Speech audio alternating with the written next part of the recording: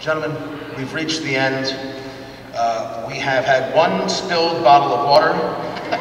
We have survived the heat, and nobody screamed resist. So, according to sources, that's a very successful debate.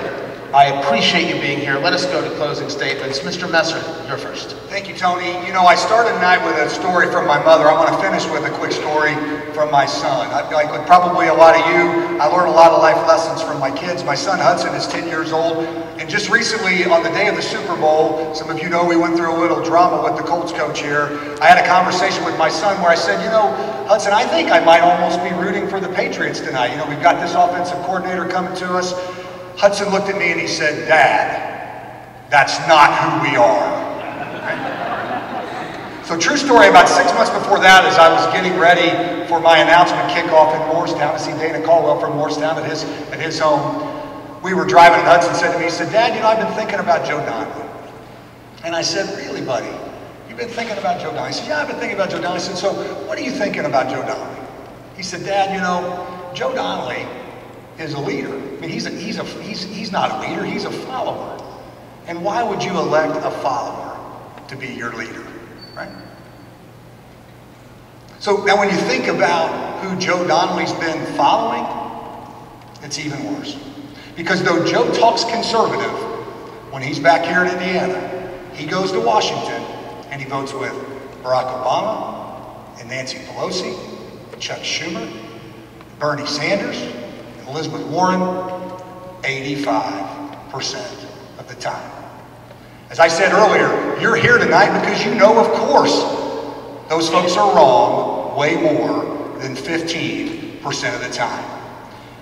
We need to elect a candidate for the U.S. Senate that will spend this election focused on Joe Donnelly.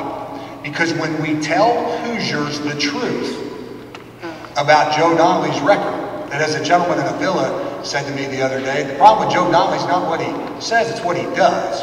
When Hoosiers know the truth, Joe Donnelly will be out of a job. Thank you. Mr. Rokita, 2 minutes. Thank you, and thank you everyone again for listening and keeping the Republic. It comes down to this. Do you really want to beat Joe Donnelly?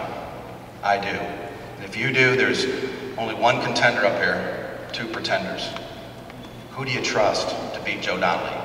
The guy who's raised taxes 45 times, including the largest one in history, who said here tonight that the minute he gets in office, as soon as he can, he's going to solve some things, and the only evidence we have of him solving anything is to raise your taxes. He voted Democrat his entire adult life, and he won't tell us if he voted for Hillary or Obama in 2008 when he pulled primary Democrat ballots.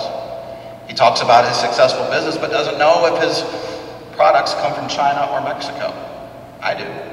It's China and Mexico. He calls himself a successful businessman and takes $400,000 of our taxpayer dollars for another company in subsidies. Tony, you didn't ask us, but I'm against subsidies. The guy who, when he wants to campaign, has to get on a plane to come to Indiana to do his first campaign stop. Is that who's going to beat Joe Donnelly? Any one of these 2, Joe Donnelly's the tax cutter in the race. Any one of these 2, Joe Donnelly's going to eat him alive with the vulnerabilities. And that's just the fact of the matter, and that's why I'm running. I have more ballot exposure and more votes than Joe Donnelly has on the statewide ballot. I certainly have more work ethic, and I'm going to be able to work circles around him. And that's what we have to decide here tonight. Joe Donnelly, Luke's right, Joe Donnelly must go. He absolutely must go. Who do you trust to get the job done? Running against an incumbent senator, no matter how vulnerable or from what party or whatever state, is serious business. We'll never get him if we don't get him in this term. We can get him in this term if we pick the right candidate. Work ethic, statewide ballot exposure, where I know the state, 92 counties a year, 45,000 miles, and the state knows me. We'll get it done if you nominate the right candidate. I ask you for your support. I ask you for a vote. My name's Todd Rokita. Mr. Braun, 2 minutes. So we've had a robust discussion here, and thank you all for being here to listen. You know, President Trump was right. He said we do not need more career politicians in DC. And what you're hearing here is classic talk before election, do something else when you get to DC. I built my career in the trenches of conservatism, having to put up with the results of politicians and bureaucrats That's a big difference. These guys have spent a career creating roadblocks and doing things for most of us in business we're not happy with. And it shouldn't be hard to deduce here. Do you want to send somebody from the farm system of politics and give them a promotion when they've been part of a body that's got a 10 or 15% approval rate? I mean, come on. That's the problem we've had in DC for years and years. And these guys have been part of it, and they need to accept that responsibility. Trump agenda, when it comes to getting things done, repeal and replace Obamacare, I've done real things in my own business. I can take that to DC and make a difference. When it comes to securing the border, when it comes to rebuilding infrastructure, who do you think is going to know more about that? I want to make it real simple. Luke Messer, a lawyer that never really practiced, career politician. Todd Rokita, a lawyer that never really practiced his own trade, career politician. Joe Donnelly, a lawyer that never really practiced, career politician. Mike Braun, an entrepreneur that's done things in the real world. Who would you trust in DC? Thank you.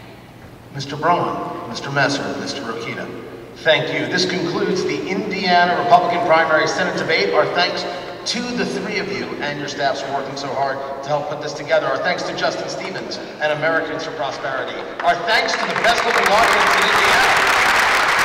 You've been listening